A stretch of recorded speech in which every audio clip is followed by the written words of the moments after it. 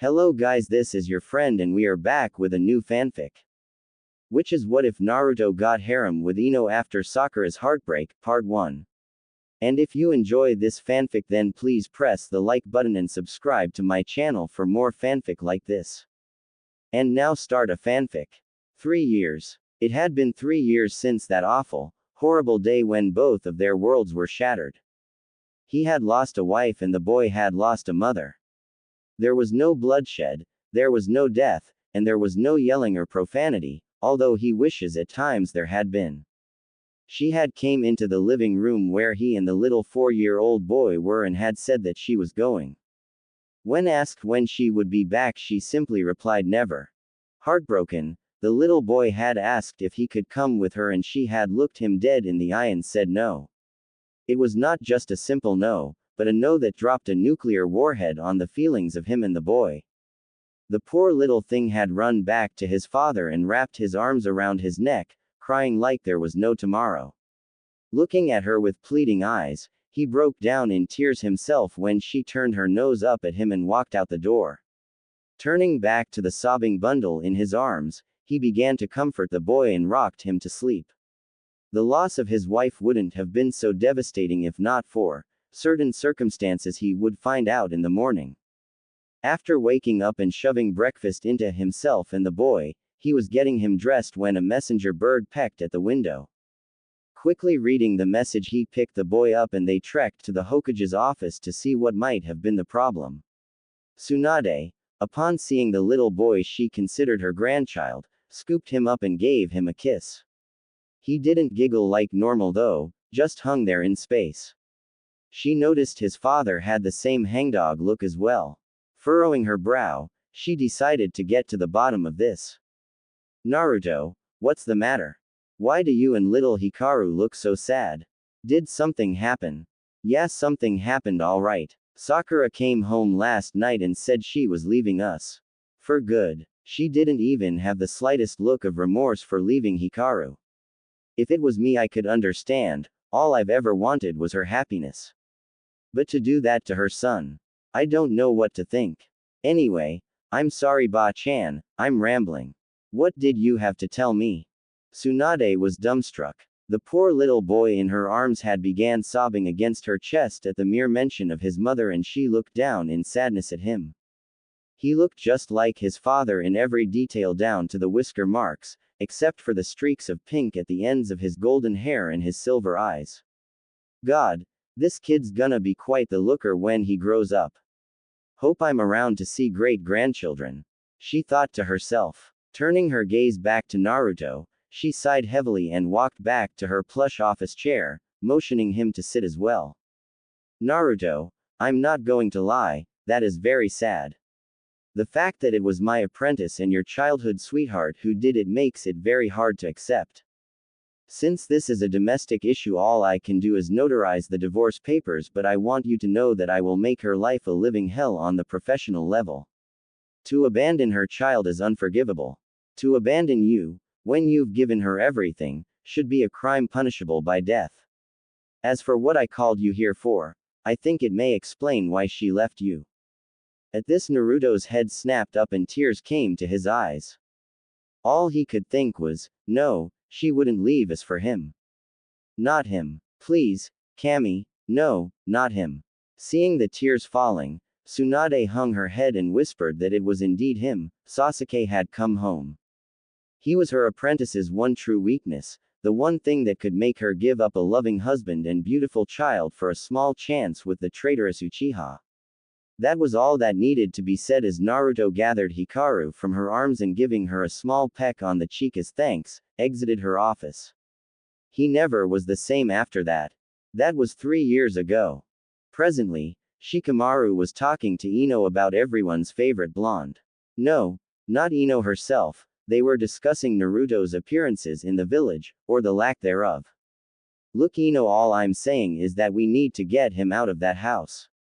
For Kami's sake all he does is do missions anymore. He doesn't come out on Saturday nights anymore, he doesn't socialize, he doesn't do anything for himself anymore. Everything he does revolves around his son and that isn't healthy. The only time we ever see him outside anymore is when he takes the boy to the park or out to eat. And while he's happy to see us, it's like he's forgotten how to talk to us." Ino swept the hair out of her face and scrunched her nose. She wasn't sure where Shikamaru was going with all this. It was true that they all missed the blonde whirlwind, but he had responsibilities now that none of the rest of them had, and she voiced her opinion on that. "Really, Shika, I don't see what the big deal is. Sure, we all miss him, but he was dealt a really devastating blow, you know. He's taking care of his son and he's trying hard. It's not like he disappeared completely. Sure, I wish he would get out and do more with someone, try to move on, but he can't or he won't. He was completely devoted to Sakura and I just don't see him moving on. Besides that, why are we having this conversation? If you want to try to get him outside, then why don't you just ask him? Why involve me? Because you're the only one of his friends that isn't involved with anyone. Come on, Ino, I know you like the guy. You damn near started drooling when you saw him after his training trip with Jiraiya, and I know you like him now. And don't even try to deny it. Despite your denying your feelings, you were one of the most disgusted with Sakura when she took back up with Sasuke.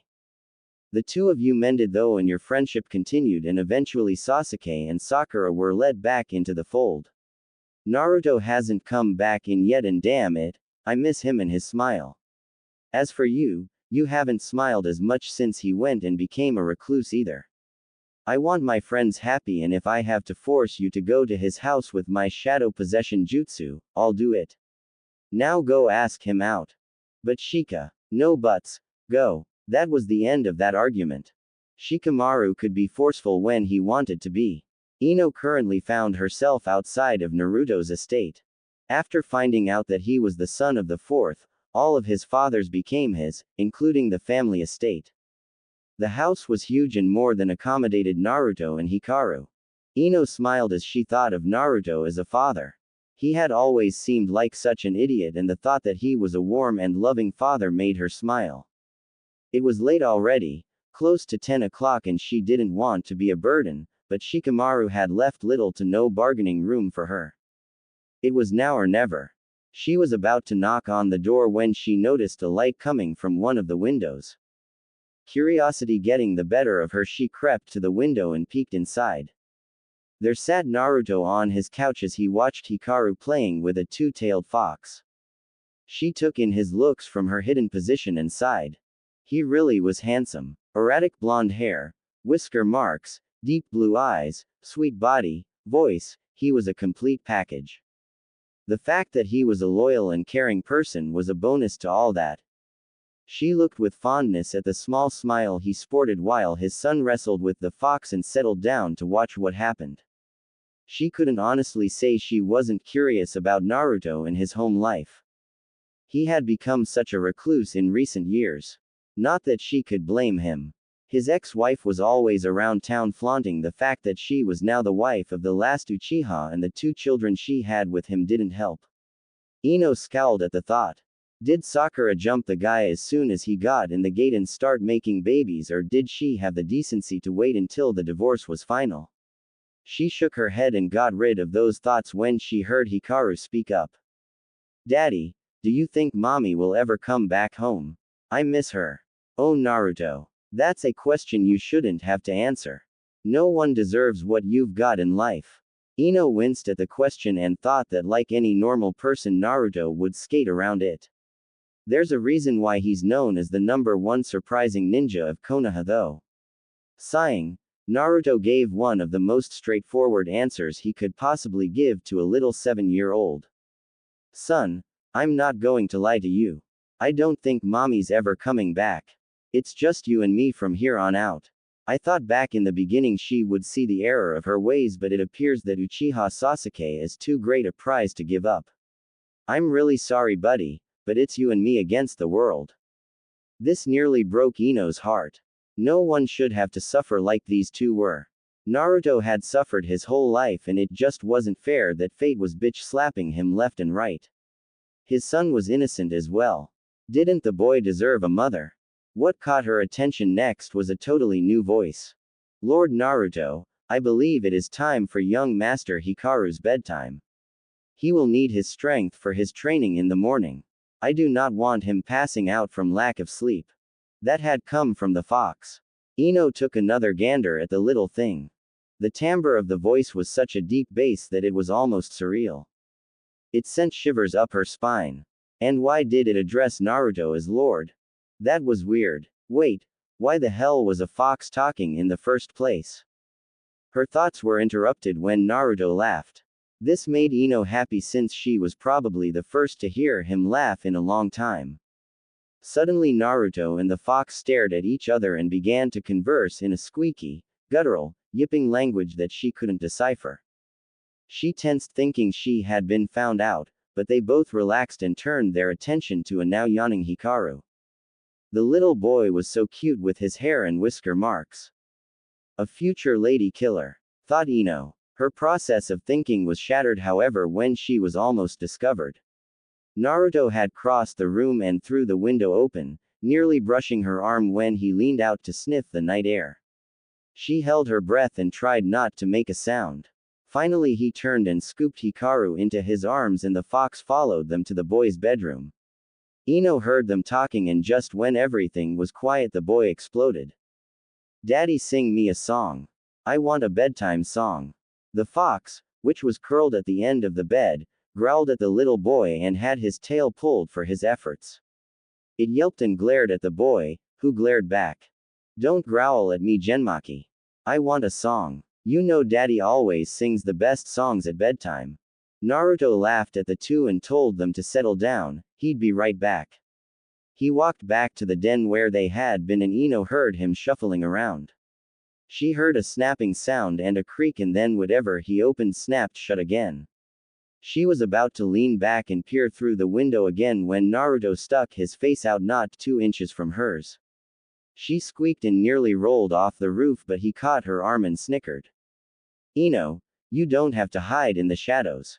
I assume you're here for something so don't wait outside in the cold. Come on in and sit down. I'm just going to sing Hikaru to sleep and then we can talk about whatever you need to." "How did you know I was out there? And how long did you let me sit out there in the cold when I could have been in here in the warmth?" He couldn't help smiling at this. Same old Ino. It made him miss his friends and their antics. He gave her a foxy grin and pointed to the couch. "Wait here. I'll be right back and then you can verbally castrate me, but my son needs his sleep. So keep it under 20 decibels, okay?" He disappeared down the hall, and it was only when he turned that Ino noticed the guitar in his hands. She her head to the side and wondered when Naruto had taken up music. She shrugged and thought it wasn't like he had anything else to do. He couldn't be that good though and she couldn't remember him having all that great a singing voice either. She shuffled down the hallway and pressed her ear against the door. "Okay son. Only one song tonight. Daddy had a friend come over and we have to discuss something." "Now anything in particular? Or just something random?" The little boy yawned and snuggled into his pillow. The lump of fur at the end of the bed rose and flopped down behind him, pushing itself against his back. Naruto smiled and strummed the guitar. "All right then son. Shadow of the day it is. I close both locks below the window. I close both blinds and turn away. Sometimes solutions aren't so simple. Sometimes goodbye's the only way. And the sun will set for you. The sun will set for you. And the shadow of the day will embrace the world in gray. And the sun will set for you. In cards and flowers on your window. Your friends all pled for you to stay. Sometimes beginnings aren't so simple. Sometimes goodbye's the only way. And the sun will set for you. The sun will set for you. And the shadow of the day will embrace the world in gray. And the sun will set for you. And the shadow of the day will embrace the world in gray. And the sun will set for you. And the shadow of the day will embrace the world in gray. And the sun will set for you." Naruto strummed the guitar a final time and smiled down at his now sleeping son and his furry guardian. He patted the fox's head and kissed his son on the forehead and walked out of the room. Ino had heard him strum the guitar one last time through the door. She was entranced. She had heard what was quite possibly the most beautiful voice in the world, and the guitar playing wasn't half bad either.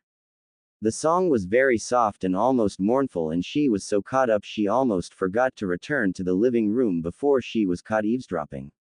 She innocently sat on the couch and pretended to take in her surroundings when Naruto walked back in and sat the guitar down again. He flopped down on the chair across from her and gave her a weary smile. "So Ino, what brings you to my humble abode at this time of the night?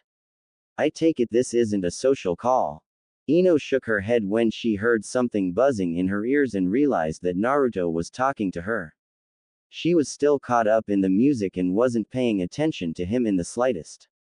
Her only thoughts were how she could hear that heavenly voice accompanied with that guitar again. But for now she was on a friendly mission. Actually, it is a social call. We, and by we I mean everyone, wants you to come out with us Saturday. We miss you. Just come hang out for a few hours. Please. Naruto scowled at the request. He didn't want to be anywhere near society on Saturdays because he knew that all his friends gathered at whatever local venue they could to catch up. But that would mean seeing Sakura and Sasuke again, and he didn't want that now or ever. He couldn't face them, it hurt too much. He turned soulful eyes to Ino and shook his head. "I can't do that, Ino, and you know why. I can't face those two. They destroyed my dreams and hurt poor Hikaru. I just can't. I miss you all very much, but I won't go. I have nothing to go for." This did not settle well with Ino. She was too used to getting her way with Shikamaru and Choji, and she'd be damned if Naruto was going to throw off her perfect record. "Naruto, you're going, and that's final. We want you to come back out and have fun. For Kami's sake, Naruto, all you do anymore is missions and watch your son play. You need more from life. You need a life. We all miss you." "Yeah, right. If you all miss me, then why is it just you here? None of you really miss me, you just miss the idiot who made you all laugh. I've grown up, Ino. I've had to grow up fast, and I have responsibilities the rest of you don't. Naruto, please, don't say things like that. We want you to have fun. We miss you. None of you really miss me. I miss you." Ino clapped her hand over her mouth after she shouted that to the heavens. Partly in fear of having woken Hikaru and partly in realization of what she said. She had been saying, "we," the whole time and had finally just let it go. She missed him. She missed his smile. It had been damn near 3 years since anyone had seen it, and she missed it more than most. She was all by herself, and that smile was always a constant in her life. Whenever she had a bad breakup, there was Naruto with that smile and a quick hug, saying everything would be all right. Whenever life was getting to her, there he was with that radiant smile. She looked over to see his reaction and saw his face pointed toward the floor, staring at his feet. Do you really mean that, Ino?" She could hear the desperation in his voice. He wanted so badly to know that he was missed, that he wasn't an outcast. "Of course I meant it. I miss you, Naruto. Of all the guys in my life, you were always there for me. Hell, I'll even admit that when you came back I thought you were extremely hot. I miss your smile, Naruto. The world has been much dimmer without the sunshine of Konoha in it. Please come with us Saturday." He looked up at her and she could see the dam starting to break. 3 years of seclusion had done him no good. And at his most vulnerable, Ino saw him for who he was. A person who had bottled up everything and shoved it aside, threw aside his feelings for the sake of his son. To ensure that no matter what shit pile life shoved at his son, he would take the blow. He had removed himself from society so that he wouldn't have to face his ex-wife and ex-best friend, and it broke her heart. She immediately got up and dragged him back to the couch and hugged him while he cried and let it all out. "You don't know how much it hurts, Ino. He's taken everything from me. He took Sakura. He took my little boy's mother. He took my self-respect again and again. He's looked down on me forever. My brother. But worst of all, he took my dream, Ino. He took the only thing to keep me going over the years. I just don't think I can face the two of them with my head held high after I've been down in the dirt for so long." Ino just held him, and her anger at her two friends washed over her again. It was all true. Those two had destroyed Naruto's ambitions and dreams. Sakura destroyed his family when she left, and Sasuke was basically given the title Hokage even though he was a traitor. The council simply wouldn't let the demon have it. Tsunade fought tooth and nail, but it just didn't matter. Sasuke was the next Hokage, despite the uproar from the majority of the town and ninja who had come to see Naruto as the only logical choice. The man had made strides his whole life to erase any doubt that he was Naruto, a hero, and not a demon. But logic doesn't work in politics, and he was cast out. Ino came out of her thoughts just as he stopped sobbing and hiccuping on her shoulder. She looked up and her eyes were caught in that soul-searing gaze of his. The only thoughts running through her head at that moment were, beautiful, and, I would never have done that to him. She felt him slide away from her embrace and he sat upright again, his resolve back in his posture from the past finally returning. He turned and gave her a smile that nearly made her melt in her shoes. All right, Ino. I'll go Saturday with you. But only if you accompany me yourself. I don't want to go alone. Her eyes widened and her brain nearly short-circuited. Here was Konoha's most eligible bachelor telling her he would go out but only if it was with her. The gods of fate would get many sacrifices in their honor later. With just a little bit of hope in her voice, she managed to squeak out her reply. Naruto, are you asking me out on a date Saturday? Yes, Ino, I am. I think that after 3 years, I need to get back out into society, and there is only one person I can think of right now worthy of me returning to society with. And she's sitting right here. So how about it? Call it a date. Ino did something then that she hadn't done since Naruto's self-imposed exile. She smiled. Not a fake smile, but a genuine, happy smile that warmed the room. In less than a second, mopey Ino was gone and the old, self-assured Ino was back, the smile widening into one of her Cheshire cat grins, and Naruto knew he was screwed. Oh Naruto, of course I'll go with you. But you have to do me one favor in return. For the most beautiful kunoichi in the Konoha, anything. That pulled the old heartstrings.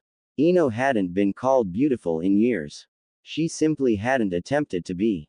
She was still a knockout, but hearing the hottest guy in Konoha say that was enough to flush her cheeks immediately. Thank you, Naruto. That means a lot to me. My only request is that you play your guitar for me. I want to hear you sing again. I was listening while you were playing to Hikaru. It was angelic. I loved it. Play for me, please. Naruto chuckled and reached for his guitar. If this was all it took to win over a lady, he had it made. Not to mention that the girl he was going out with Saturday was the most eligible baccalaureate in Konoha. The guys and gals of Konoha all have an unofficial bingo book of who is the hottest and most eligible singles in the village, and Naruto and Ino had topped that list for several years now. He strummed the guitar and gave Ino another smile. Well then, beautiful, do you have any requests? Just sing, Whisker Boy. We'll iron out the details of our date later. Yes, milady. Ino had flown home after that night at Naruto's. She was like a totally different person and everyone saw it, but no one asked any questions.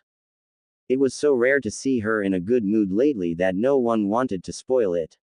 She was smiling so much that it was hurting everyone else's faces. Shikamaru had given her 2 days before he decided to check on what the deal was. He had asked her to check on Naruto on Wednesday and it was now Friday. Her mission was to get him out Saturday, and he wanted to know if the mission was accomplished. Walking into the flower shop, he was greeted with a blinding flash of teeth and a loud screech. Shika. Just the person I wanted to see. He winced and realized he should have made a run for it. Sigh. Hello, Ino. How did your mission go? It wasn't too troublesome, I take it. That's for me to know and you to find out. Shikamaru his eyebrow at this and scowled. So you didn't get him to come, huh? For your information, I did talk to him and he said maybe. You'll see Saturday night whether he comes or not. If he does, where are we going? Everyone has decided to meet up at the karaoke bar. You know, the one for shinobi and civilians. So troublesome. I don't like the atmosphere there, but it is nicer than the one exclusively for shinobi. That's true. Well, I gotta get back to work, Shika. I'll see you tomorrow, okay? Receiving a grunt for an answer, she turned and began making plans for tomorrow. Wait a minute. Didn't he say the karaoke bar? Ino grinned evilly and thought, perfect. She could get Naruto to sing there and everyone would realize how great he was and that she was on the arm of the hottest guy in town. Maybe she could even get him to sing a love song to her. Whoa, slow down, girl. One step at a time. She turned back to the bouquet she was working on and began humming happily. Saturday flew by quickly and Ino found herself in a frenzy over what to wear. She hadn't been this excited about a date in years. She was glad that Naruto had grown out of his orange jumpsuit phase and had in recent years actually become something of a fashion plate. That would go nicely with her, as she always liked to look her best. She finally decided on a little black dress, every girl's secret weapon, and a pair of black heels. She wore her hair in her usual ponytail down her back since she knew that Naruto liked his women natural if at all possible. He didn't like fakes or phonies. Since her beauty was natural anyway, she forsook makeup and just put on some lipstick. A couple of hoop earrings and some gold bracelets and voila! A complete knockout for the evening. She only hoped that he had put forth an effort as well. Her thoughts were interrupted when she heard a knock at the door. Rushing to the door, she nearly tripped over her shoes. Calm down, Ino. It's only Naruto. He cleans up well, but you've got him beat in the looks department tonight. Oh, how wrong she was. She opened the door and there in front of her was an Adonis. Ino had forgotten how tall he had gotten. Even with her heels she wouldn't reach the bottom of his chin. He was a giant. She looked up into his eyes and saw that he had on his foxiest grin. Good evening, Ino. She didn't even hear him. She was too busy drinking up the rest of him with her eyes. He was wearing a white button-down shirt with golden stitching that ran like flames up to his chest, and his blue jeans had a yellow fox with 9 tails crawling up one leg. Custom-made stuff. Very nice. She traveled down to his shoes and saw that they were leather boots of a reddish tint. She unknowingly licked her lips and continued to travel over his figure to his studded belt and saw that he had his white battle coat on his arm. That was his signature, his father's coat. Suddenly a thought came to her head, her date was hot. And he was all hers for the evening. Sasuke be damned, Sakura had let a fine fish back into the sea and Ino had caught him. She was brought out of visually eating him up when she heard a chuckle and looked up to see Naruto scratching the back of his head while looking away. Ino, if you don't mind, could you stop undressing me with your eyes? At least not until after dinner. I've just arrived back on the dating scene and I'd rather not be eyed like a piece of meat, even if you are beautiful and I'm your date. He gave her another foxy grin and she blushed. Wait, blushed. Yamanaka Ino did not blush for guys. But here she was doing it for Naruto. He had completely caught her in the act and she didn't really care. A smirk crept across her face and she gave him a look that meant he was going to be teased mercilessly throughout the evening. When she batted her eyelashes at him, he gulped. Well, if you don't want someone admiring the goods, you shouldn't dress that way, hot stuff. I can't help looking at you if you look like a Greek god. You look good enough to eat. Unfortunately, I'm not a cannibal and I'd really prefer cooked meat tonight, so where are we going? Well, madam, you are the initiator of this little event, so I believe you should pick. My treat, of course. Wherever you want. Fine. I want to go to the most expensive place in Konoha and I want you to talk to me the entire time. Then we're going to a club. Is that okay? She was expecting a fight, at least a small struggle. After all, this was Naruto and he didn't do fancy. She quirked her eyebrow when he shrugged and gave her a small smile. Whatever milady wants, milady gets. Boy, that floored her. If he kept calling her madam and milady, she was going to melt in front of him. She hadn't been treated so well on a date in years and they hadn't even left her house yet. Yep, this is gonna be a good evening, she thought. They soon arrived at the restaurant, and Ino was definitely pleased.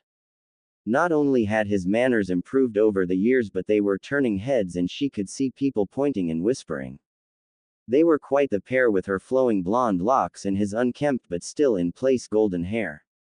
She had looked at that mop of his and wondered how it felt but stomped out those thoughts until she got to know him better. They were almost there when he had suddenly started chuckling and she asked him what the problem was. He looked at her with a sparkle in his eyes. See that old lady over there across the street? She said that we made the cutest couple she had seen in a long time. I also heard her mutter to herself whether or not the kids would turn out natural blonde or if we were both dyeing our hair. How did you hear her say that? She's at least a good 50 feet away, Naruto. Enhanced senses, Ino. I don't have a fox demon in me for nothing. The whiskers are just one of the many things I gained by having him in me. I can also smell the lilac perfume on you and I know that you had oatmeal for breakfast. She scrunched her nose at this. Her perfume was easily identifiable and the oatmeal was probably a lucky guess. And you think I believe all that? My perfume may be lilac but the part about oatmeal was a lucky guess. But Ino, I haven't been close enough to smell your perfume. You only put on a drop or two at the most behind your ears. And as for your oatmeal, you had cinnamon apple. Well, that shut her up. If he could smell that and hear that far away, it was no wonder he had known she was outside the window that night. Turning her thoughts from then to now, she placed her drink order and bridged her hands under her chin. She sighed and thought it was best to get any secrets between them out of the way. So Naruto, where did the fox come from and how did it speak? Was that a genjutsu you put me under? No. Genmaki is one of my summons. He's completely loyal to me and I've sacrificed some of my chakra to keep him here in this world permanently as a guard for my son. The two are very fond of each other besides, even if they do fight like siblings. Okay. But how does he speak? He's a summon. All summons speak the human language. The fox summons are just more adept than most because they are the most intelligent. Well, that made as much sense as anything. But something was still remiss. Why did it call you Lord? I've never heard the toads call you that. Naruto had to think quickly. He didn't have an answer prepared for that. Since I'm the first human to ever summon foxes, they kind of revere me. I'm something of a celebrity in the summons world. It makes me uncomfortable, but they refuse to call me anything but Lord. Ino was satisfied for the moment, but his quick eye darts around the room told her that she wasn't getting the whole story. No matter, she'd find out later. After all, as good as the evening was going, she wanted more than one of these dates, and damned if she didn't usually get what she wanted. Naruto, tell me about Hikaru. She noticed that he just stared at her for a moment and then he broke out into an ear-splitting grin. She was startled at first, but when he launched into his fatherly diatribe about how great his son was, she just rested her head into her cupped hands and listened with a small smile on her face. He was immensely proud of his son and would tell anyone that would listen. She sighed and thought that he was a great father. Perhaps he could be a great father to her children someday. Suddenly she realized what she had thought and nearly choked as she sipped on her drink. Naruto came around behind her and clapped her on the back, ending her discomfort. With a concerned look he asked if she was all right and she nodded her head looking for a way out of this. She saw her chance. The food's here. They ate in relative silence and nothing more was said in their time in the restaurant. Naruto paid the bill and when Ino saw the zeros on the piece of paper she nearly fainted, but he paid it like he was flipping a quarter to someone. He must be loaded, Ino thought. They stepped outside the restaurant and noticed that the air was decidedly cooler. Ino rubbed her arms and thought that maybe the little black dress wasn't a good way to go when she felt a weight on her shoulders and turned to see Naruto putting his battle coat on her. Such a gentleman. Has he always been so kind? He smiled at her and stood there with his hands on his hips. So, milady, where to now? About a half hour later, the two were outside of the karaoke bar and Naruto was feeling like he was being set up.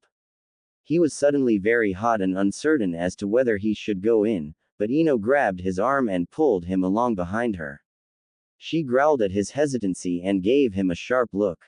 Damn it, Naruto, this has been a wonderful evening so far and I'm not gonna let your insecurities over whether your friends still like you or not spoil that. We all want you here, so come on. Gulp. Yes, ma'am. He had to let his eyes adjust to the dark atmosphere at first and then noticed all his friends sitting at a table in the back. Everyone was there. As soon as Lee saw him, he smiled and flashed his teeth, blinding everyone, and rushed across the room. Naruto, my youthful friend.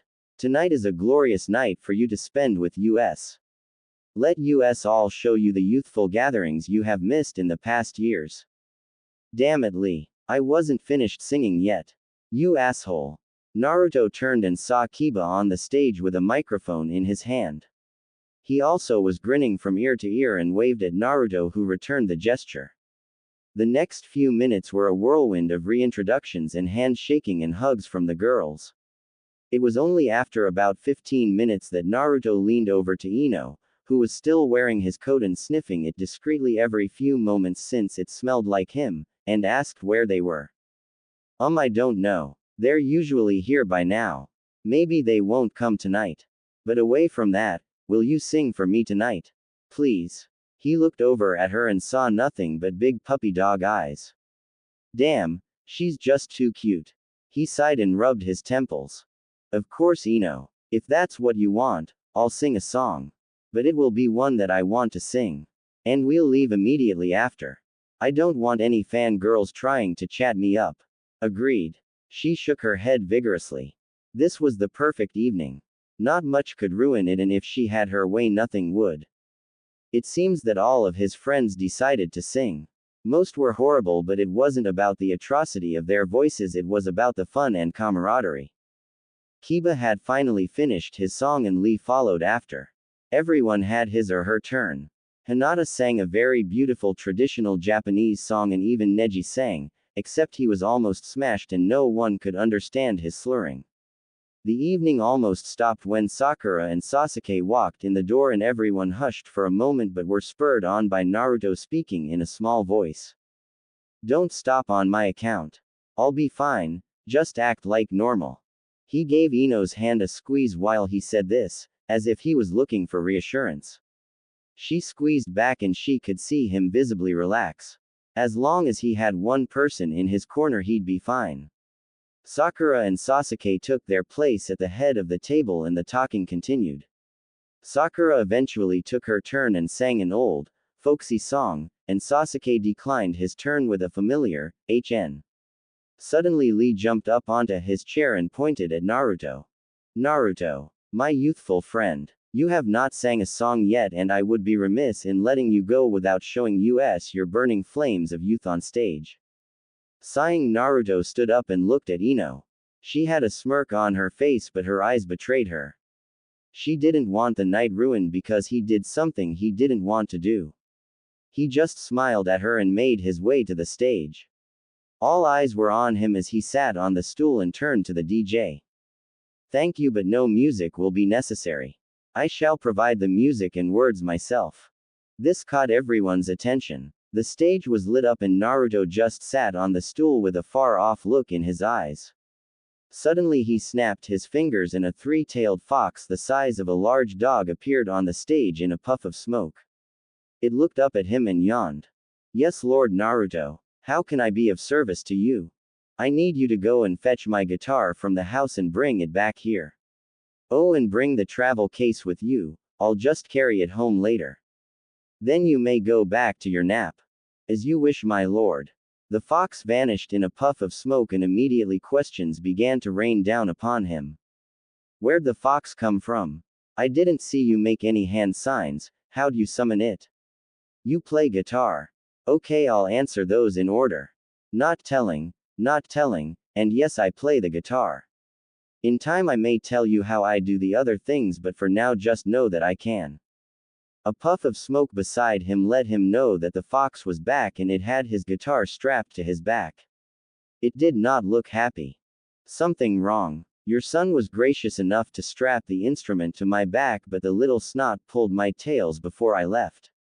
Please tell Master Hikaru that that is not an appropriate way to tell someone goodbye. Of course I'll tell him. Sorry for disturbing you. You may go now. Thank you, my lord. I shall see you again soon.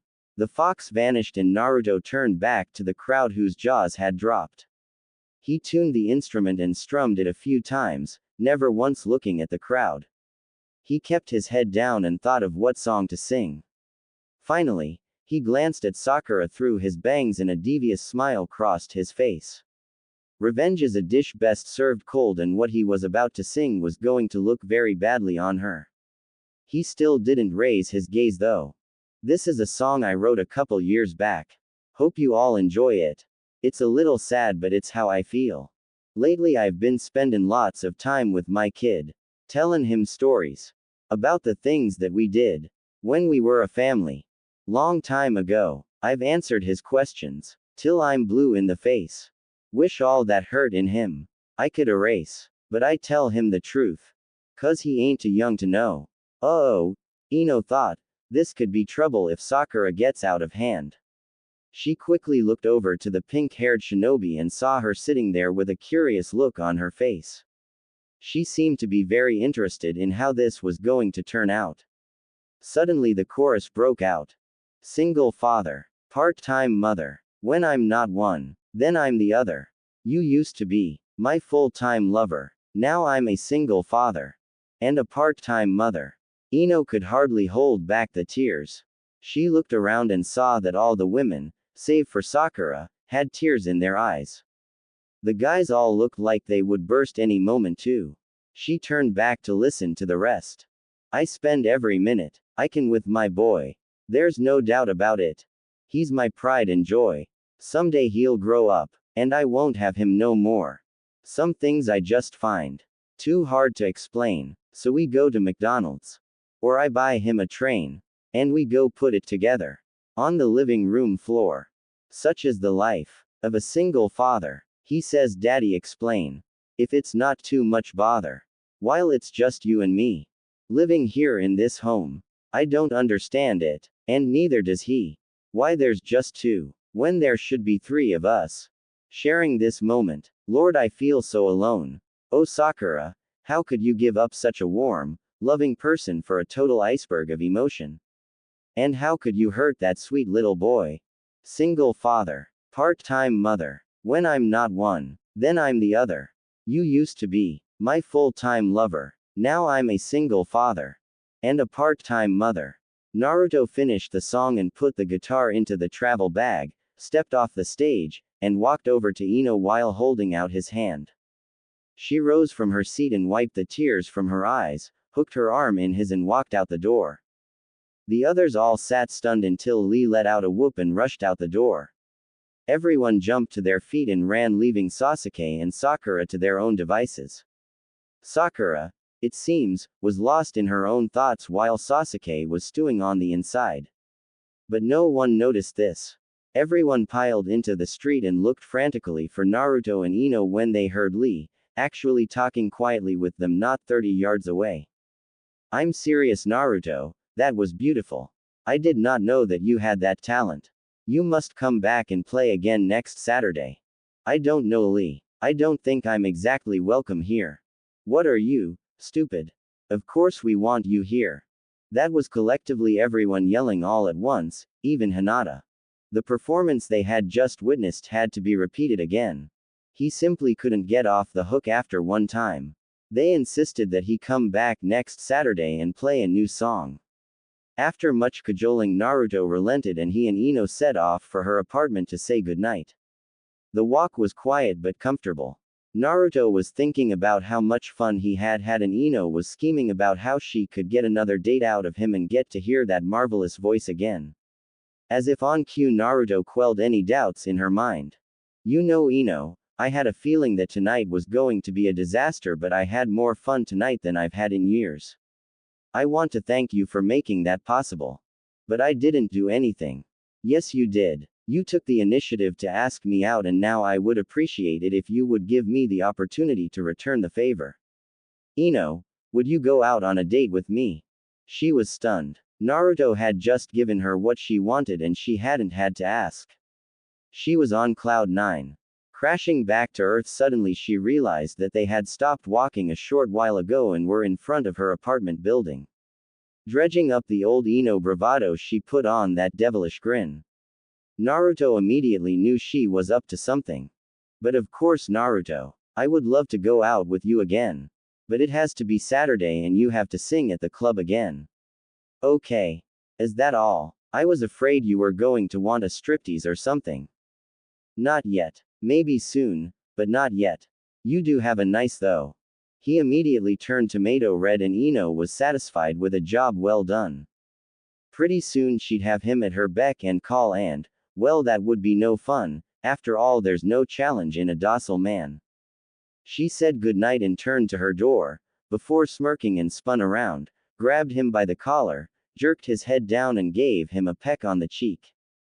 She then ran inside and slammed the door, leaving a stunned Naruto and a slightly hyperventilating Ino on both sides of the door. Both let a small smile creep onto their faces and went to do their own thing. Ino, of course, planning how she would gossip about her smashing success of a date with the hottest guy in town, and Naruto went to his house to relieve Genmaki of babysitting duty. He arrived home and was tackled by his son. Did ya have fun, daddy? Yes, son. I had a lot of fun and got to see many of my old friends. Was the Ino lady I saw here last night nice? She was pretty. I like her. And how did you see Ino last night? You were supposed to be in bed, young man. That was my fault, Lord Naruto. The little runt wanted to peek and I was curious as well, so, we looked in on you too. I hope you can forgive me. Naruto looked down at the small fox and reached to scratch his ears, causing Genmaki to shake his leg and pant happily. Hikaru giggled at his caretaker's weakness and plotted to use it on him later. No, Genmaki, I'm not angry with you. I had the best night of my life in 3 years tonight and Ino was an absolute angel. I hope to see more of her.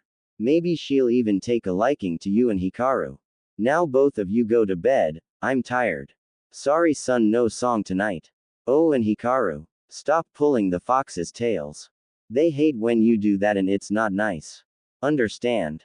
They both walked off grumbling and Naruto flopped on the couch with a sigh. Well, Ino, I hope you like me as much as you say you do, because I plan to see a lot more of you soon. And I hope you take my secret well. With that he released his henge and out popped 9 red fox tails with golden tips and ears of the same color. He stared at his claws and put his hands behind his head. He had to gain her trust and soon. Time was running short. Was once again Wednesday and Ino had been avoiding Sakura all week. She didn't want to have to answer any questions about her and Naruto.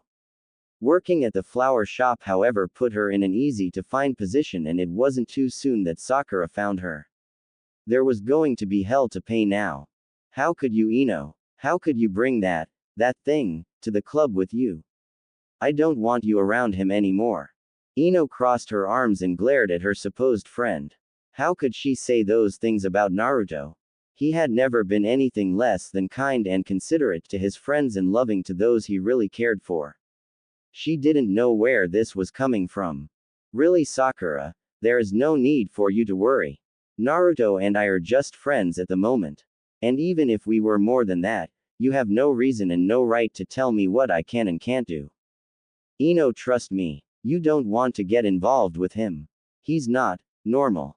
You know, Sakura, I don't know why you're telling me all this. You had no complaints about Naruto until Sasuke came back. In fact, you were blissfully happy with him and his son. My son Ino. He's my son as well. Actually, Sakura, I think you gave up that right 3 years ago to be called his mother. Now, if you'll excuse me, I have to get back to work.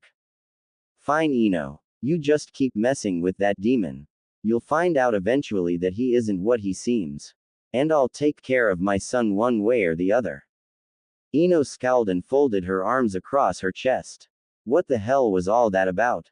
Naruto may have a demon in him, but he wasn't the demon. They had established all that years ago.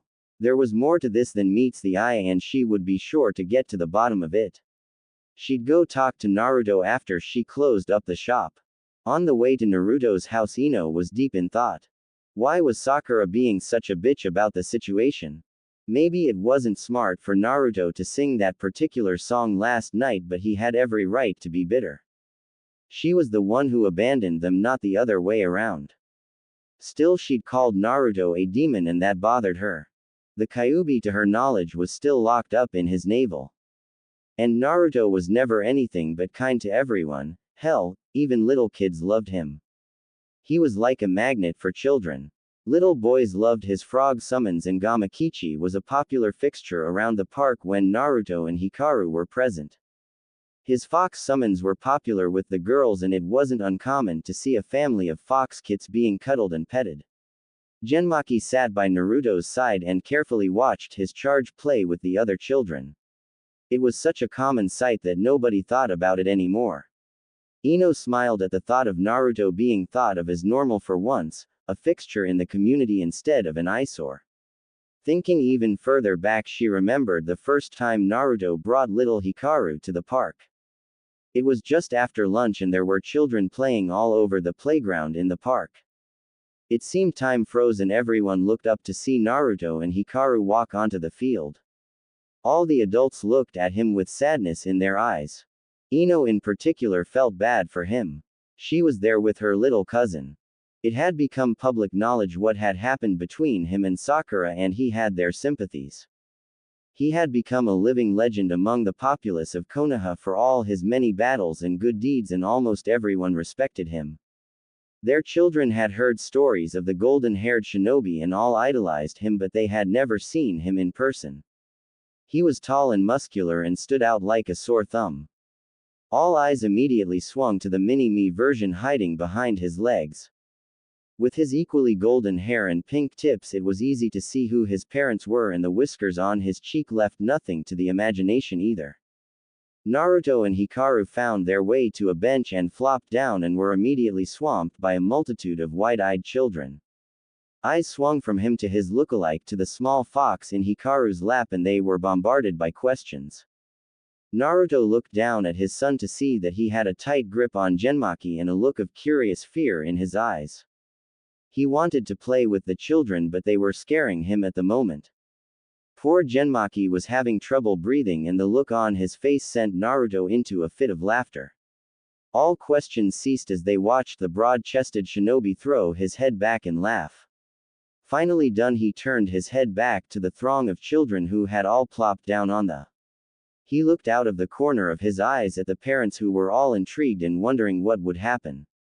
He smirked and gave the children his full attention. Now then, little ones, what do you want answered first? Who are you? Are you the one known as the Golden Cyclone? Yes, I am. My name is Uzumaki Naruto, and this is my son Uzumaki Hikaru. We came to the park so that he could make some friends and play with you. Would you let him do that? A chorus of yeses rang out. After all, it wasn't every day you saw a living legend, and he asked you to play with his son. That question answered, they turned to others. Where did you get the fox? Can we pet him? Genmaki is his name. You can pet him if he lets you. And he is my summon and my son's guardian. He protects Hikaru when I'm not around and is a member of my family.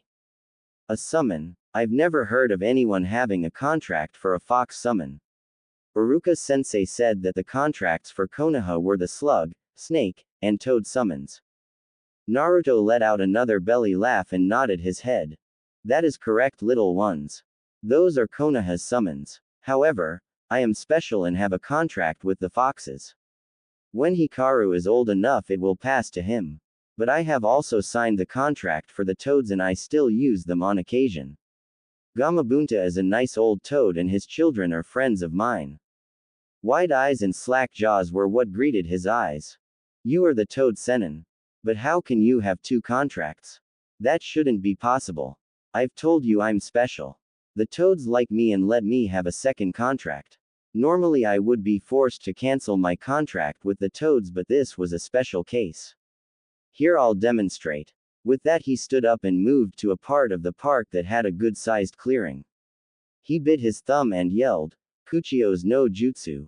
A cloud of smoke poofed into existence, and after a few moments Naruto was sitting on top of a large orange toad smoking a pipe. Oi Naruto. Why did you call me out here?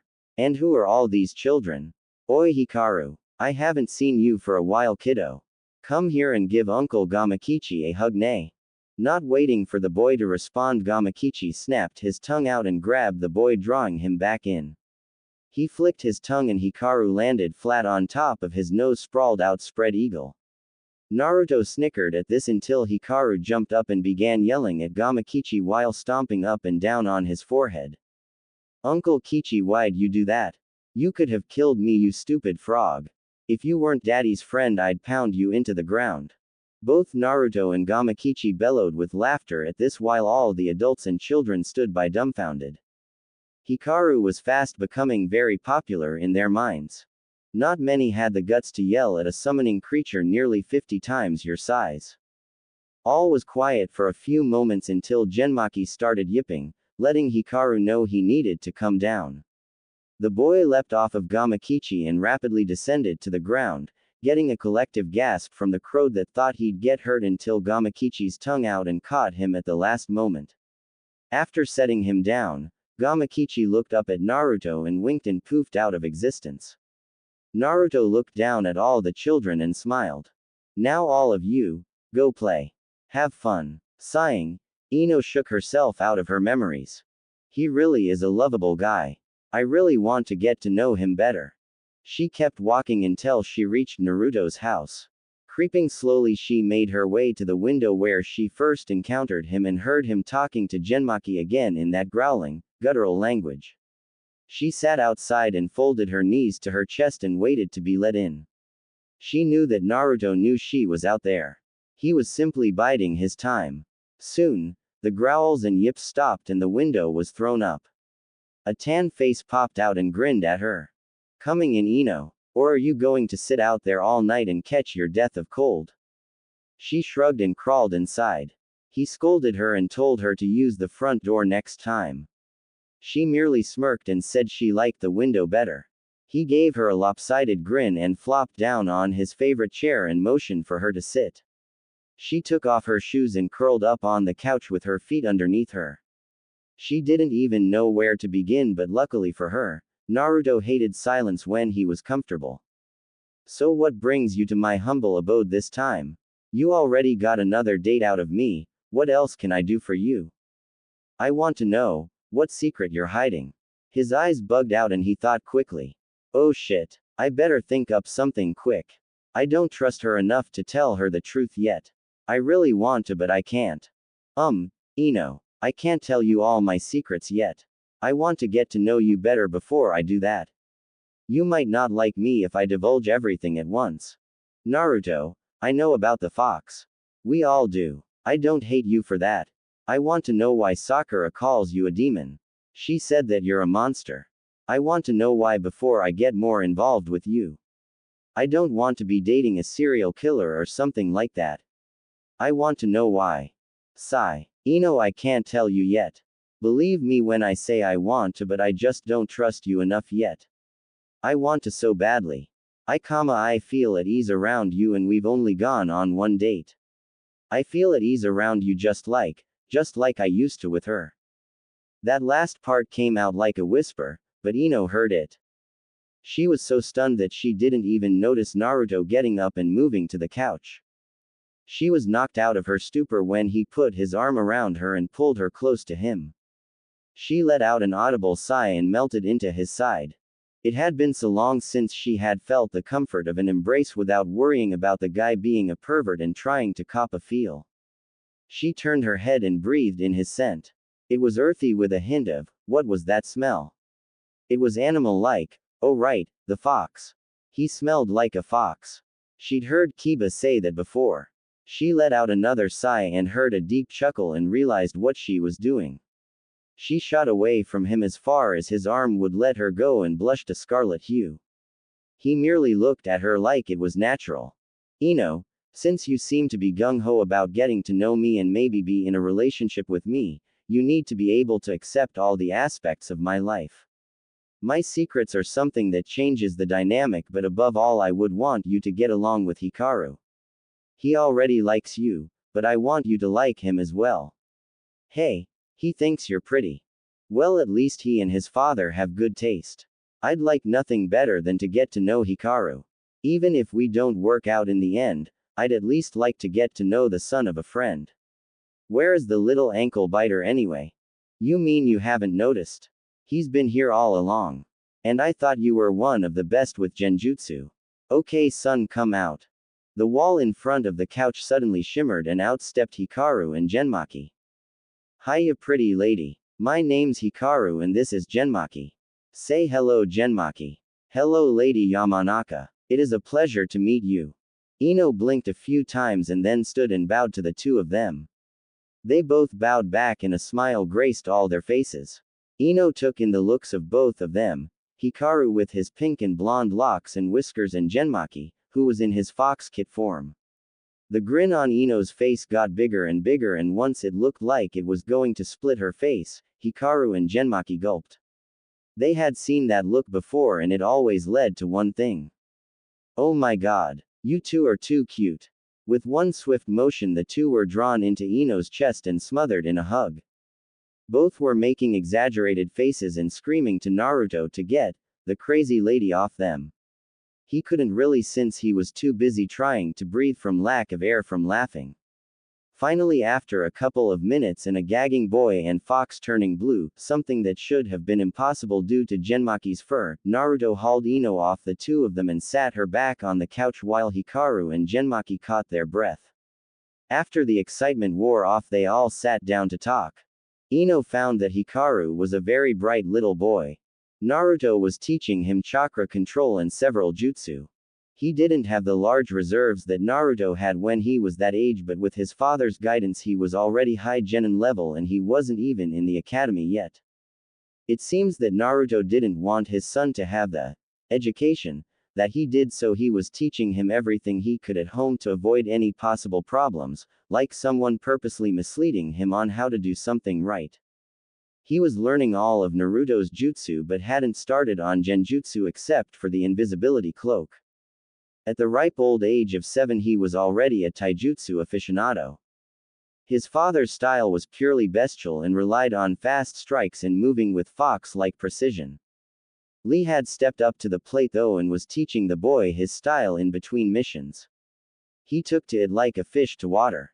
Naruto just beamed with pride listening to his son extol his accomplishments. Ino couldn't help but feel a little proud herself even though she hadn't had anything to do with him, yet. She figured she could help the boy with his genjutsu, especially if she was going to be around more. Now it was her turn to talk. Hikaru sat enraptured listening to the beauty in front of him talk. He found it funny that she used to beat his dad up when they were younger and thought it hilarious how many funny stories Ino had about Naruto. All the pranks he used to play on people, his loud boisterous declarations about being Hokage, his fights with Tsunade, which Hikaru already knew about since Tsunade had already beaten it into Naruto that her grandchild was to grow up respectful unlike a certain other blonde-haired, bewhiskered brat, and his legendary status among the people of Konoha. But Miss Ino, I know all about Daddy and the things he's done. I want to know about you. Who are you and what do you do? This took Ino aback. She wasn't expecting to be grilled by a 7-year-old about her past. She thought for a second and decided to give the academy answer to the question. Well, my name is Yamanaka Ino and I'm the same age as your father. I like flowers, arranging flowers, and listening to your daddy sing, which got a blush from Naruto that didn't go unnoticed. I dislike close-minded people and those who hate others for things they have no control over.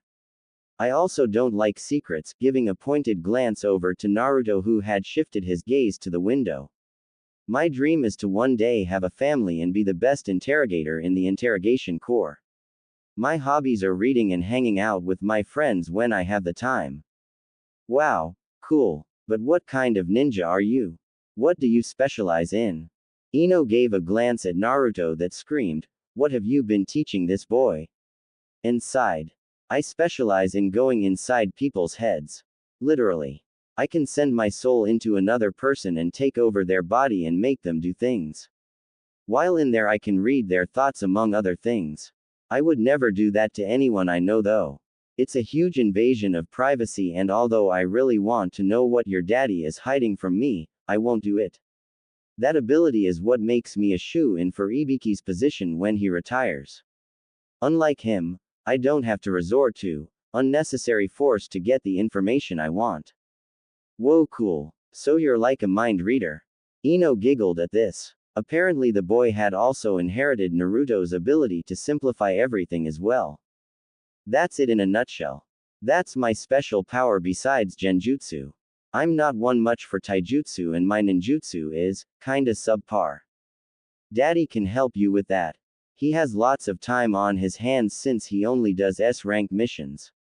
He says they pay a lot even though he doesn't need the money since grandpa was rich and his books bring in a lot of money. Unfortunately, Naruto wasn't quick enough to clap his hand over Hikaru's mouth before he said anything about the books.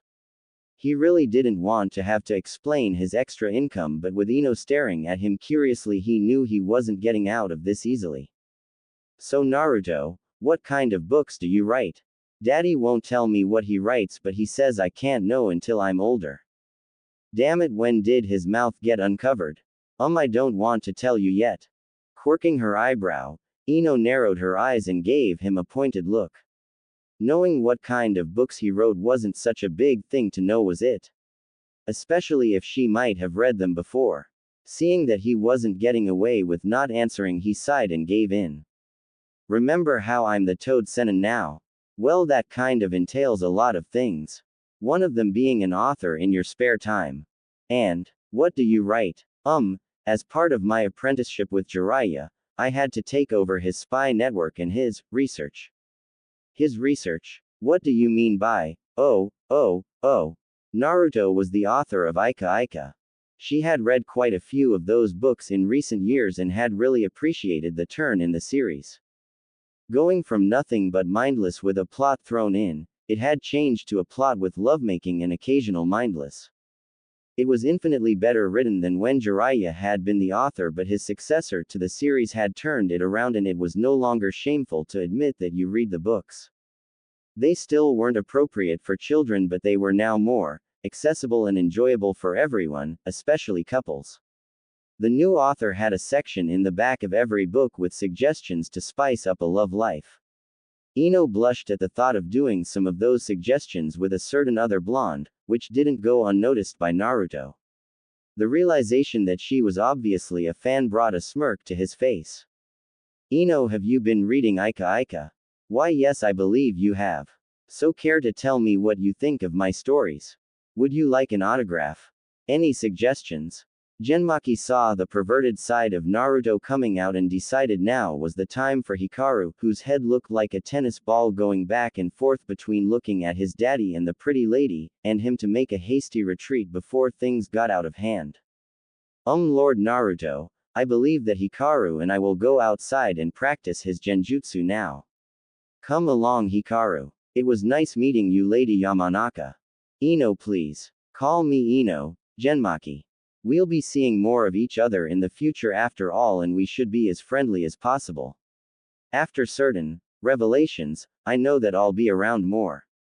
Bye, Hikaru. I'll see you later.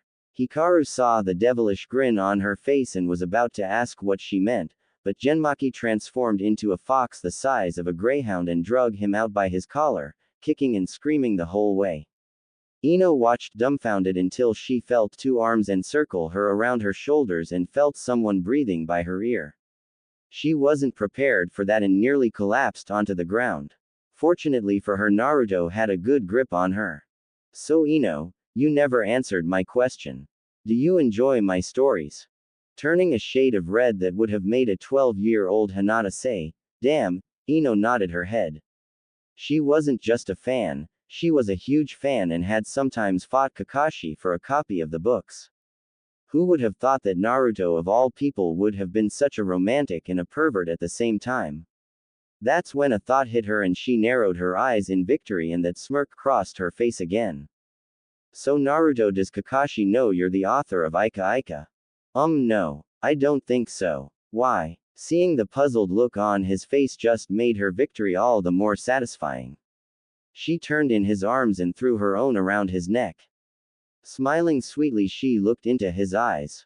Because you know about Kakashi's slavish devotion to the series and its dirtiness. I thought so. He was visibly upset when the dirty Dirty scenes gave way to lovemaking and an actual plot. Now then, what would he do if he found out that the reason for his precious little orange book's changes were his former student? I think you'd have a lot to answer for. And I don't think he's the only upset one. Naruto visibly blanched at this. People hounding him for the details of the latest story before it came out he could handle. People suggesting things he could handle. An upset Kakashi who had been denied his smut was something he didn't want to face, even if he was a Sanin. He had changed the direction of the series because of his own personal tastes, and the sales had skyrocketed when women figured out it was now as accessible to them as men. Hell, even Jiraiya had loved the new direction. The man was a hopeless romantic at the center of his perverted heart, and had promptly asked for the first book, signed, of every issue. But he had toned down the filthiness in the books and some hated him for it. Kakashi would be one of those. He looked down at the impish smile on Ino and began to sweat. What do you want in exchange for silence, Ino? She crooked her finger, motioning for him to bend down. He complied, and when his chin was even with her eyes, she grabbed his collar and jerked him into a kiss. It was awkward at first, but eventually his surprise was beaten down and he got into it. Her eyes shot open when he deepened the kiss, and she realized that he did indeed have the experience to write his novels. They broke the kiss and she looked up at him dreamily. That was demand number 1. You're a great kisser, by the way. Demand number 2 is more dates. Demand 3. You have to sing to me whenever I want. Demand 4 is up to you, but you know what the consequences will be if you don't comply. I want us to date and be seen in public together. If we continue down the path we're on, after 2 months I want us declared a couple. Understood. He nodded dumbly and was jerked into another kiss. Neither saw the two small shadows in the doorway, grinning like lunatics. Hikaru closed the door and they walked outside to work on his genjutsu. Daddy looks happy, doesn't he, Genmaki? I haven't seen him smile like that since before mommy left. He does look happy. Now listen to me, Hikaru. You're a bright boy and I want you to let these two work this out on their own. Do not under any circumstances tell Lady Yamanaka about your father's appearance under that henge. Do you understand? Hikaru nodded and went to work on his cloaking jutsu. If it made his father happy to date Miss Ino, wouldn't complain. He was smart for a little boy and he knew that his daddy needed someone to love. A small smile lit his face up. Maybe, just maybe, if the two of them worked out, he'd have a new mommy. Breaking yet another kiss, Ino put her hands on Naruto's chest and said she had to go. He was disappointed, but they both had things to do the next day. He walked her to the door and ushered her out with a promise to call her up for a date later in the week. Another quick peck on the cheek and she was gone in a whirl of leaves. Naruto shut the door and went looking for his 2 charges. He found Hikaru asleep, leaned up against an equally knocked out Genmaki. Chuckling, he picked them up and brought them inside. Having nothing better to do, he began to work on the next volume of Ika Ika, with a blonde-haired heroine with a ponytail. Ino made her way home and took a shower. She thought about the night's events and decided things were going in a good direction. The only thing that bothered her was Naruto's big secret, but he had promised to reveal it to her in good time. Flopping down on her bed, she thought of how sweet Naruto was and how his past was such a mystery to her. Narrowing her eyes, she thought back to how Sakura had divorced him, and only after several months of trying, had she been let back into their circle of friends, albeit reluctantly. Ino still had never totally forgiven Sakura, but to promote peace she tolerated her. Stealing her resolve, she decided that tomorrow she would go and talk to Sakura and once and for all get her side of the story. Looking to the bedside table, she saw a familiar orange book. The thought of who wrote it in her mind made her blush, and she grabbed the book and opened it to where she had last been reading. Her appreciation had gone up tenfold in the past few hours for the series. With the blush still on her face, she began to read about Akira and Kagome and how they were able to overcome social status to be happy while still maintaining an active bedroom life. As Ino stood outside the Uchiha clan house, she tried to remember why she was there in the first place. Thoughts flooded her mind. Naruto breaking down, the image of Hikaru crying, how they both put on a smile despite how much the betrayal of Sakura must have hurt. She scowled and the reason came to her. She had Naruto's side of the story, now she wanted Sakura's. Naruto was not one to lie about things, but he sometimes left out information that could be crucial, like the time Sasuke put a Chidori through his chest and he didn't tell anyone. That set her to steaming again and she pounded on the door with all her might. She reasoned with herself that it was a big house and she wanted them to hear her even if she left a dent in the door. It had nothing to do with the fact that she was pissed all over again. Moments after her beating of the door, it creaked open and revealed Sasuke in all his brooder glory. He was still a heartthrob. The classic black locks in a duck's hairdo, the perpetual scowl on his face, and the body of a genius. However, his looks just made Ino's scowl darken more as she thought back to how blindly she had followed him in her younger days. If she would have been a bit more observant, then she might have seen how wonderful a person Naruto was, and neither of them would have been alone. She was startled out of her thoughts by a buzzing in her ears. What do you want, Ino? I want to speak to Sakura if I can. Sasuke just nodded once and opened the door wide and ushered her in. After closing the door, he motioned for her to follow him and led her into a large room where Sakura was playing with their two children. He grunted, letting her know he was there, and her head perked up and she glared when she saw Ino. Ino saw this and cleared her throat. Sakura, I've come to talk to you about the other day, alone. Seeing that he and his children were not needed here, Sasuke led them out and shut the door. Actually using some tact for once, thought Ino. Sakura sat on the floor with her legs crossed and an expectant look on her face. Ino crossed the floor and sat across from her.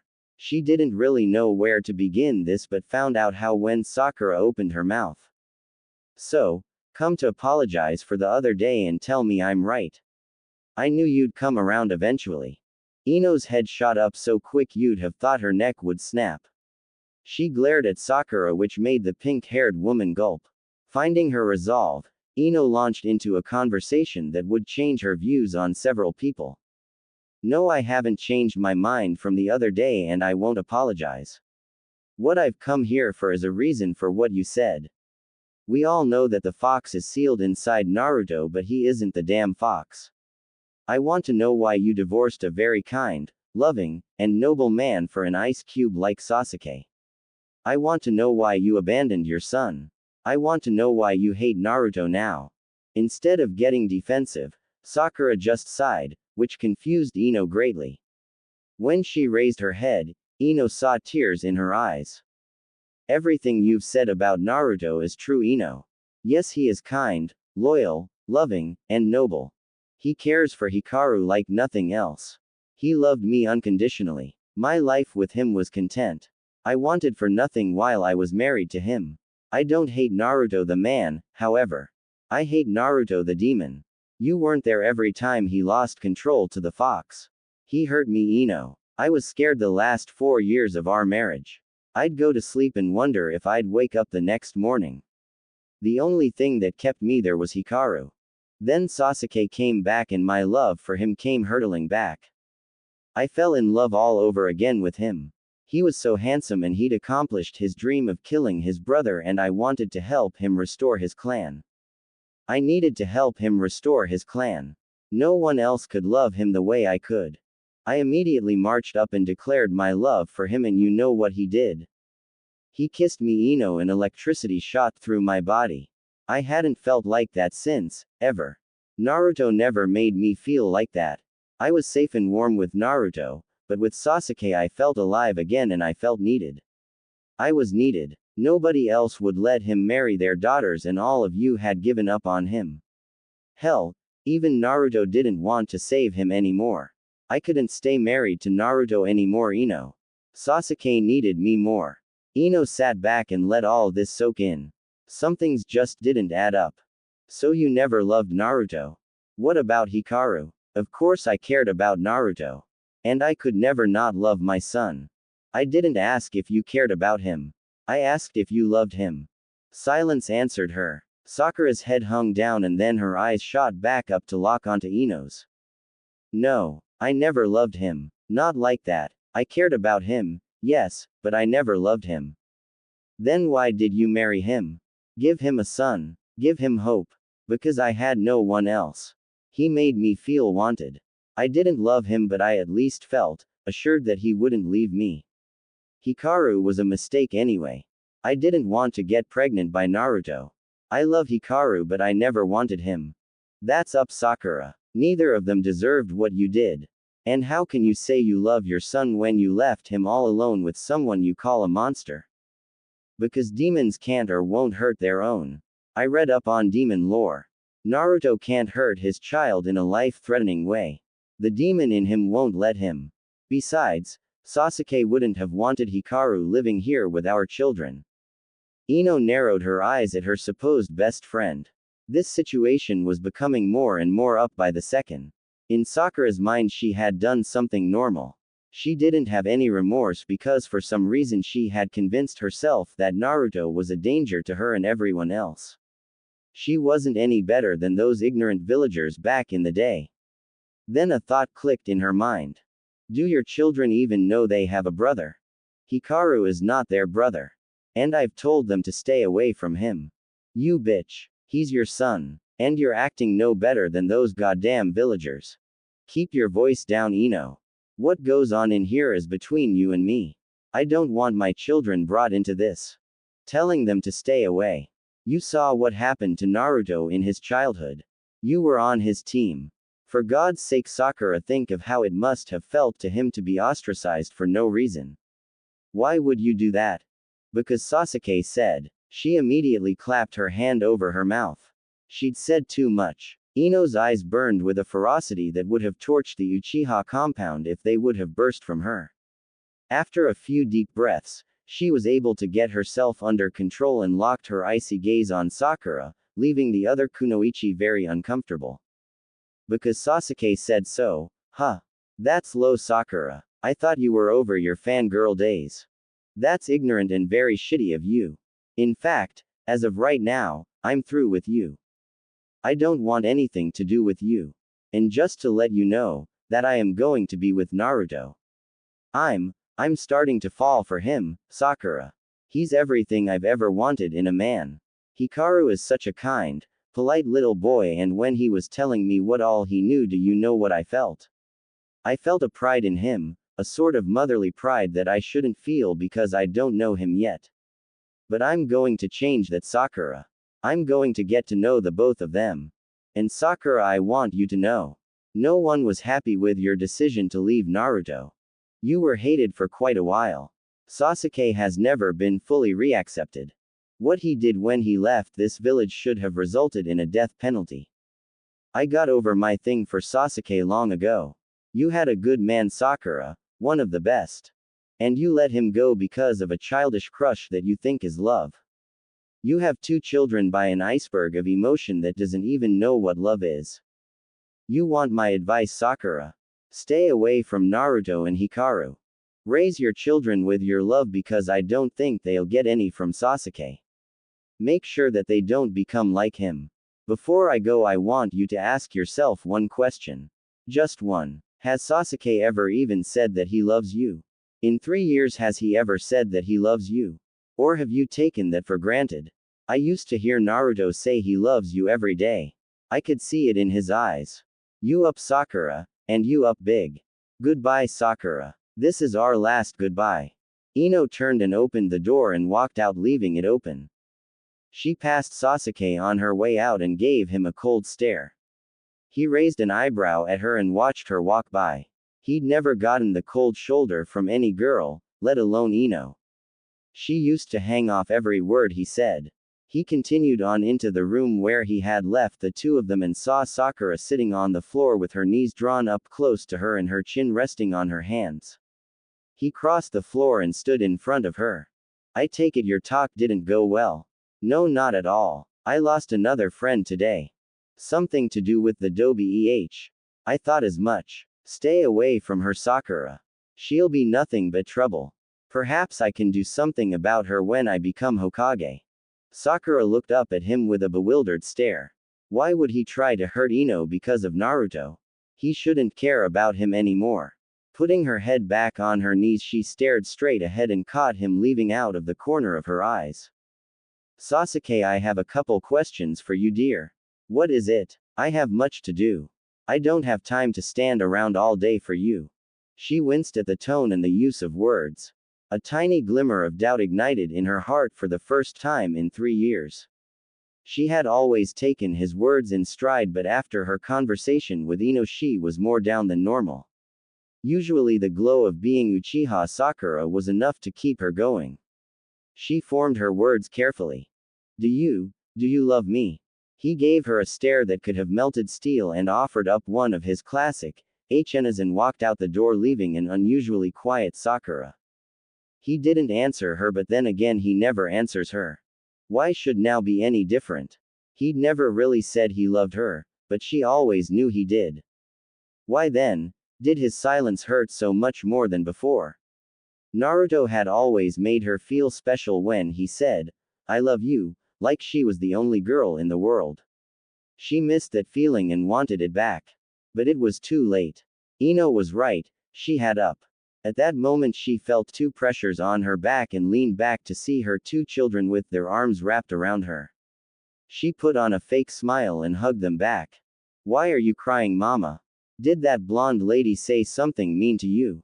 No, dear, I was just remembering someone from my past. A friend that I treated wrong. But don't worry about that. Let's get some lunch. How about going to Ichiraku's for ramen? But Daddy said we couldn't have ramen. He said that only dobis eat ramen. Oh Sasuke, that wasn't right. Maybe I should apologize to Naruto and Hikaru. I want to see my little boy again. But I won't tell the kids right now. I need to iron these things out myself. The two children, seeing their mother space out, began to wave their hands in front of her face. Once she noticed them again, she smiled and stood up. So Daddy says that ramen is for dobis, huh? Well, guess what, you two? Today we're going to be dobis, at least for a little while. Mommy used to have a friend who was a dobi and he was one of the most special people she ever knew. Wow, really, Mommy? Can you tell us about him? Sakura smiled and thought back to her childhood days. This would make the trip to Ichiraku's more pleasant. Of course I can. Once upon a time, there was a dobi in my class named Naruto. Ino stomped through Konoha, actually leaving indents in the ground. Women, children, and even full-grown men dove out of her way. She hadn't been this angry since it was revealed that Sasuke had left and nearly gotten two of her best friends killed. She was going to go home and vent, but she had to pass by Naruto's estate to get there, and her anger melted when she heard the sounds of battle coming from his backyard. Fearing an attack on Hikaru, she bounded over the gates and ran to the corner of the house. Leaning around the corner, she witnessed an astounding sight. All around Hikaru were bunches of Naruto, while Hikaru stood in the middle with a blindfold on. Naruto and Genmaki stood off to the side while Naruto shouted out directions for Hikaru. Ino was worried for the boy until she saw him leap for one of the clones and kick it in the chest. He vaulted off the clone before it disappeared and punched another in the face. Placing his hand on its shoulder, he twisted in midair and continued on until all the clones were destroyed, leaving a panting Hikaru and an amused Naruto and Genmaki. Walking forward, Naruto clapped his hand on Hikaru's shoulder and congratulated him. Very good, son, but you still have some flaws.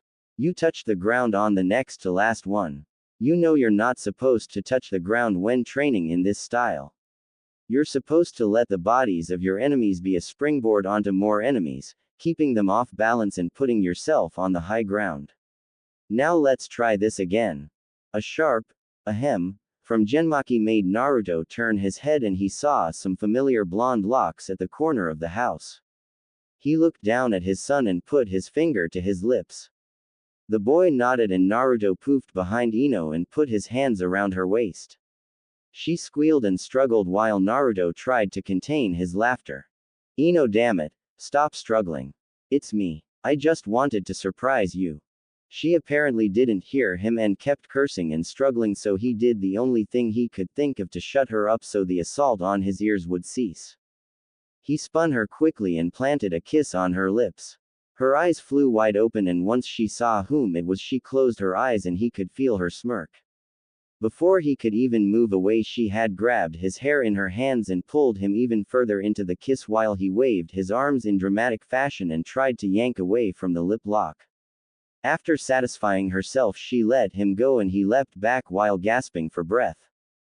Jesus Christ, Ino. Have you been taking lessons from Anko on how to get a man? You don't try to suffocate him if you want him to stay around. Well, I don't remember giving you permission to kiss me either. Nice trick, by the way. I'll remember that one if you ever start rambling on me.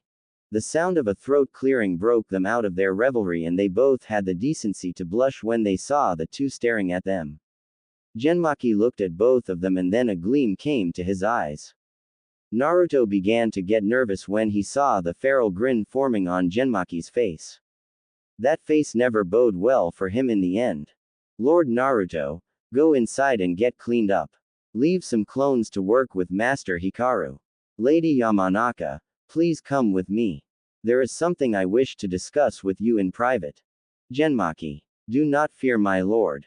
I shall not divulge your secret, no matter how much I feel you should just tell the young lady. Hikaru, continue with your practice. And as for you, my lord, you get cleaned up and dressed appropriately for an evening out. And why would I do that? I don't remember having any engagements this evening. Because I said so. You are taking Lady Yamanaka out this evening and I don't want to hear any arguments. Dress to kill because I want to see her jaw drop when we get back. Understood. I thought so. My lady, come with me. I wish to discuss some things with you. Naruto walked inside his house mumbling about who was the master and who was the servant, which made Ino giggle until a harumph from the fox made her head turn. He jerked his head motioning for her to follow and they walked into the forest. Once suitably out of sight, Genmaki turned and spoke. Climb on my back. We are going to your apartment. I do not want any interruptions from Lord Naruto because of his insatiable curiosity. After they had poofed out of existence, neither heard the clone swear because his mission had failed. Damned foxes and their trickery. Once in Ino's apartment, she climbed off of Genmaki's back and sat on her couch, waiting for him to speak. He cleared his throat once again. Chronic throat problems is what he told her later, from yelling at Naruto and Hikaru so much, which sent her into a giggle fit, and addressed her. Lady Ino, may I call you Ino? Yes. Thank you. Lady Ino, I believe that you are falling in love with my lord, are you not? Well, I don't know about love, but yes, I am very attracted to him. I see. I believe you are beginning to love him, even though you have known him only a short time. I want you to know that he is a very fragile person at heart. I am very loyal to Lord Naruto, and if I believe that you are leading him on or intend to hurt him the way this Sakura did, I will not hesitate to hurt you. Do we have an understanding?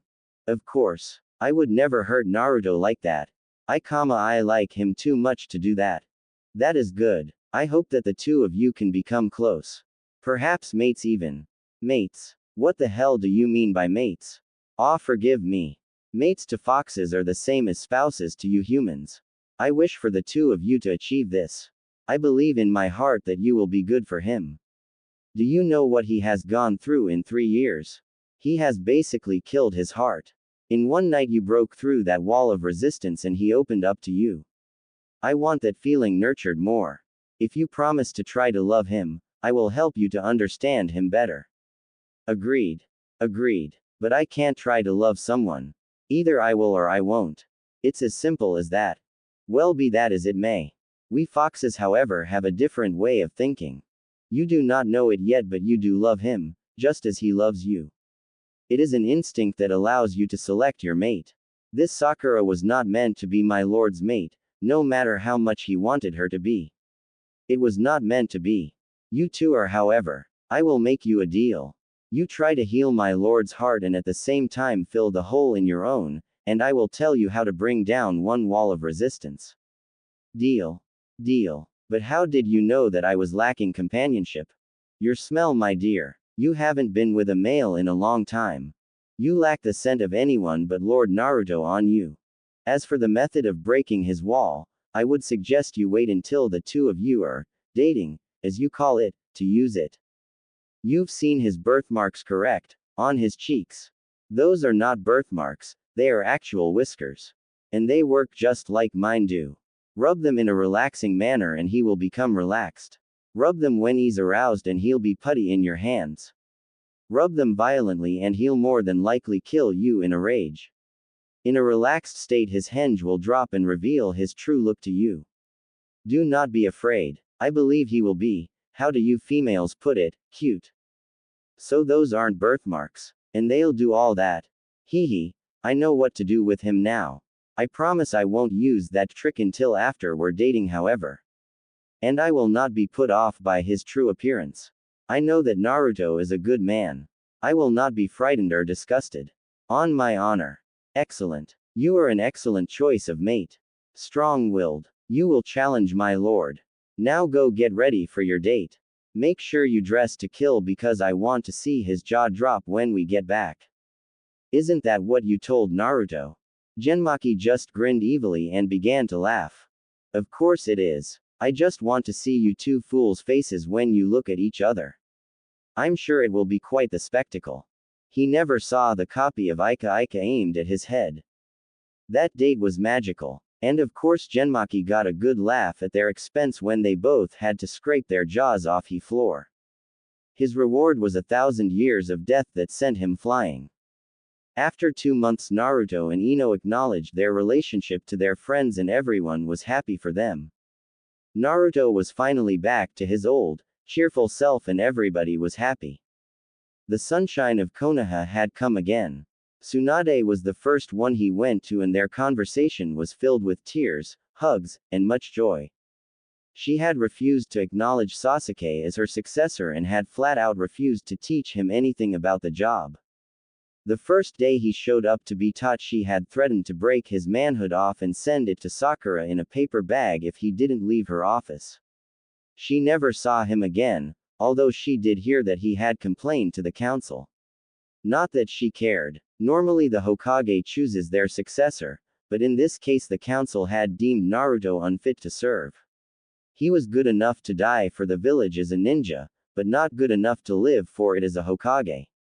He chuckled when he heard about how furious Gaara was and decided that he needed to check up on his old friend.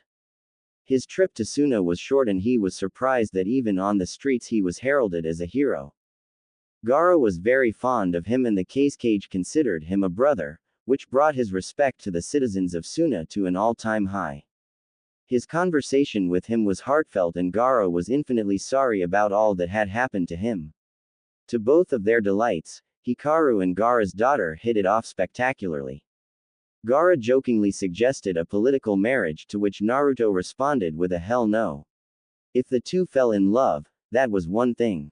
Forced love was another. His trip to Suna ended all too soon and he was now back in Konoha. Their date had gone great and they were now back at Naruto's house. Genmaki had taken Hikaru on a camping trip to get him out of the house so Ino and Naruto could have some privacy. They were sitting on the couch making out when Ino remembered Genmaki's advice about their relationship. They were now 4 months into their confirmed relationship, making them together for a little over 6 months. She grinned in their kiss and pushed away from him. He gave her a confused look and she just smirked. Lie down on the floor. I'm gonna give you a massage. He looked at her quizzically and shrugged. If she wanted to give him a massage, hey, who was he to complain? Besides, it sounded really good. He laid down on the floor and was surprised when she raised his head and placed it in her lap. He looked up at her and raised his eyebrow. Since when does a massage go like this? Since I'm giving it. Now shut up and enjoy, Mr. Ika Ika. With that she told him to close his eyes and relax. Not a hard thing to do when she began rubbing his chest causing him to moan. She grinned and told him to sit up and take off his shirt. Once the deed was done she went back to work. She ran her hands everywhere, appreciating his musculature and flawlessly unscarred body. Slowly she worked her way up his neck until she was sure that he didn't notice that her hands were on his cheeks. She began to stroke the whisker marks slowly and heard a weird noise. Listening more carefully, she soon discovered it was him purring. Oh, this is too cute, she thought. Continuing with her ministrations, she soon noticed the air around him beginning to waver. Here it comes. Suddenly the hinge dropped and his ears disappeared to be replaced with red fox ears and 9 tails swirling underneath him. The smile on his face never disappeared as he was too far gone into the pleasure to notice. Ino gaped at the tails and ears but remembered her promise not to judge his appearance. She kept stroking his cheeks and took in his new look. His hair was longer than usual and had red streaks at the end. His fangs and claws were more pronounced and overall he gave off an erotic, exotic aura. His purring had not ceased and his tails were wagging around. One of them was knocking against her leg in a happy wag, and she struggled hard not to giggle. She wasn't frightened by his appearance, she cared too much about him to be scared. Hell, to her he looked even more adorable than before and, oh what the hell, she had what she thought was the hottest guy around. And he was all hers. Not thinking, she took one hand off his cheeks, causing him to nuzzle into her other hand more, and began scratching his ears. She couldn't stifle the giggle when the tails thumped harder and his leg began to shake in a decidedly canine fashion. His smile grew larger and larger until she couldn't contain it anymore and laughed joyfully out loud. This brought him out of his stupor and he looked up at her lovingly until he saw the tails out of the corner of his peripheral vision. His hands shot to his mouth and he felt the fangs and the claws, which then moved to his ears. She stared at him confusedly and wondered why he was reacting this way until he looked up woefully at her. She felt her heartstrings tug and realized that he thought she would hate him. Before he could do anything she leant down and kissed him with as much passion as she could to let him know it was okay. After he calmed down and began to kiss her back, she sat back up and resumed scratching his ears. They remained silent for a while until he couldn't bear it anymore. So you're not freaked out by this? How can you not be? Because I love you. And I promised Genmaki that I would love you unconditionally even if you looked different. He told you. Grr. That little. No, Naruto, he didn't tell me. I found out on my own. In fact, I love the way you look right now. You're very exotic and hot. This brought back his and the smirk on his face threatened to break it in two. Oh, you think so, do you? Her smirk was equally as big and she waggled her eyebrows at him. Yeah, I do. Now are you gonna show me if those tails do